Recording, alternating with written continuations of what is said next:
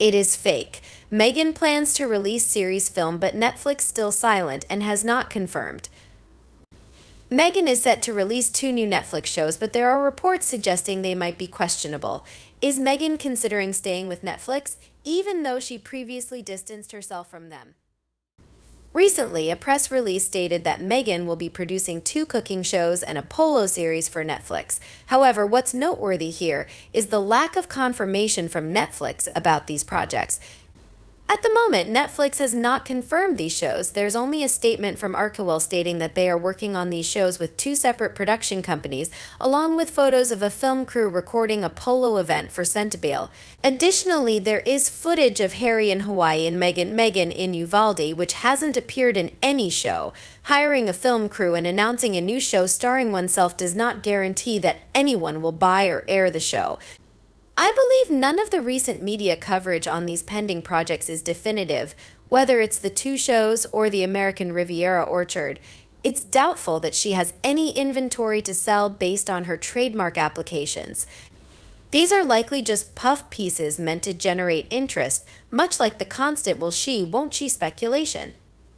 How does this process usually work? Shouldn't Netflix be promoting these as coming soon? Beyond Meghan's press release, there hasn't been any official word from anyone else. A few months ago, Netflix did mention there were a few projects in the early stages. At an event, Meghan hinted, "So excited to reveal what we're doing. We want people to feel something, but it's unclear how Polo and Harry's involvement would evoke any strong emotions." She made Netflix wait until her contract was almost up before reappearing and demanding that everyone cater to her preferences. Netflix may have threatened legal action for breach of contract and is likely adopting a wait-and-see approach. Most likely, both series will be low-effort productions and may not even reach post-production. Meghan probably tried to pitch her projects, but she didn't have a finished product to present. They were likely seeking someone to cover production costs for her ideas. It's surprising to think Netflix would pick up a show about the unpopular sport of polo, which is often criticized for its treatment of horses. There's virtually no audience for that, making it an unlikely choice for Netflix. If Meghan thought she was showcasing her ultimate lifestyle and cooking show with that poor quality, blurry footage, it's embarrassing to witness her delusions. As far as I understand, Netflix bought the rights for Archewell to produce. Neither he nor she has any track record in production. Baffling decision. Maybe things have changed now that the Netflix movie division has been reorganized and this project is no longer a priority. Who knows? It is a mystery. And did Netflix buy the book rights for the Markles? What are the Markles expected to do? Signed to director, cast, location, etc. Neither are capable or involved in the film industry, so I can't understand what Netflix expects of them. No doubt, if it were to go ahead, Markle would expect the leading role. It seems like if Netflix actually is in here, they are counting on viewers as hate watchers more than anything. Is that a formula for success and sustainability? Technically, in big groups like this, a lot of us are hate watchers too. So, it will very much depend on sinners not tuning in and bumping up the viewership numbers. If I'd shelled out for a project to be produced by the pair, I'd be a little annoyed that they were off doing polo and cooking shows. The difference is swanning about with cameras following, or boiling a pan of pasta is easy peasy in comparison to mounting a film production. That's why I think it could be used as leverage to eject them. We spent our money on a project for you and you've delivered nothing. But Meghan doesn't exactly have the best record on keeping production staff and assistants for starters. Budgets change. Executives and company directions change. They could have a scandal that makes them completely untouchable or marketable between now and then. Pretty sure she'd have to produce it and it's up to Netflix to pick it up and buy it. From what I understand, but most of all I have this advice for Netflix: they should take a cue from Spotify and cut your losses. See this for what it is, a situation that has most of the planet screaming, make it stop.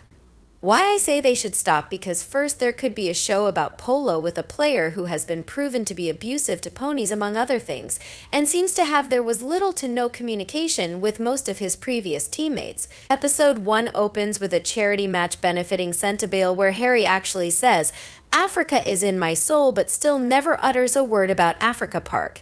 and Co, his host, who after she placed his testicles in the cup and refused to release it from her grip, displayed incredible rudeness and disrespect for anyone who isn't her.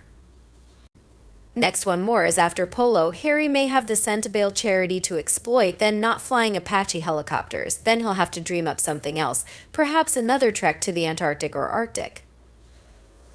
Will people watch unless the Polo one is super well done? How popular was the Invictus documentary? Will Meghan have to accompany him to get people to watch? How will that make him feel?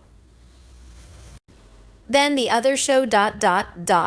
Let's call it cooking. She is clearly out of her element in this department, BC. Not only does she scurry around like a rat from an exterminator in the few segments we have seen in years before, but her extensions fly around faster than a polo pony's tail. Will that cooking include when she cooked toast that she called Fancy Toast BC? She tweaked her grandmother's apple butter recipe. Which grandmother? Maybe someone could point out the grandmother in Harry and Meghan's wedding photos. No, she wasn't there? These two are the lice on the scalp of humanity. I ask you, what does it take to make these two shut up and go away? And are you sick of watching Harry and his wife prance around with the odd polo thrown in for good measure? I just can't see this being picked up by Netflix. Harry has a history of abuse towards polo ponies. I'm an advocate for animals and their welfare. Would I want to pay Netflix to watch an animal abuser? Absolutely no way. Against advice, he rode a heavily pregnant mare in a polo match to the point she went into distress on the field, was taken off the field, and died of a heart attack. Then there are ponies tortured and injured by his use of spike spurs. Very uncomfortable to view a picture of a polo pony bleeding and squirming in distress and pain as Harry digs the spurs in time and time again. The backlash to Netflix would be huge and damaging.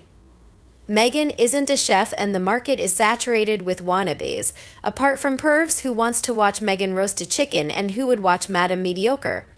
They're done. It's funny to say this, but she can't let Harry have anything. What's mine is mine and what's yours is also mine. Surprised she didn't get the name on the credits for Spare somehow. Anyways, that polo show will crash and burn if it ever gets released on any platform. They have zero creativity. After the Netflix deal has ended by mutual agreement, they will end up doing reality TV like Keeping Up with the Markles. And in the end, no matter how hard she tries to come back, I think she will fail because she probably can't remember the last time she held a meeting, let alone when to plan a gathering. Cooking? She does not. Garden? She despises the outside. Friendship? She doesn't have any real friends. Next, I also have to say more about Meghan's brand American Riviera Orchard. The timing of the release of the woefully incomplete webpage and blurry videos was meant as a furious clap back at someone or something, most likely Netflix turning down the lifestyle cooking show. I bet the stuff she released was what she presented to them as a teaser. Look at my fabulous ideas, and they said not interested. I thought her business launch was a rush job because of Catherine, but her cancer announcement came a few days after Meghan graced the world with her orchard. I think she was mad at Netflix and thought she'd get 100 million views in 24 hours and Netflix would come crawling back. This didn't happen. Now she's stepping back from further business launches out of respect for Catherine's illness, or it's Catherine's fault that there's barely any interest in her business. Take your pick of her excuses. There are more to come. I really wonder if her life consists of shopping, getting fittings, reviewing the decor where the event will be held, planning photographs, staging, preparing and memorizing any dialogue she will be saying, and coordinating with other people at the events she will go to. She seems to have a pathological need to wear the latest trends and stage everything. It's always the same thing at each event. She's doing the royal thing over here, but whereas they serve the public, she's serving herself. I don't know if she does anything else with her time. Meghan lives in her mind. I hate being her. For her, it never ends. No one will believe me, but she is mentally ill. We would all be giggling she was scarier than ever. Lastly, I found the whole situation quite puzzling. Meghan has no upcoming projects other than a cooking show and a polo series. Where will they be aired? On Netflix. In my opinion, if these two shows are indeed launched on Netflix as the press release suggests, they will likely flop because who would want to watch such dull content? Do you agree with me on this?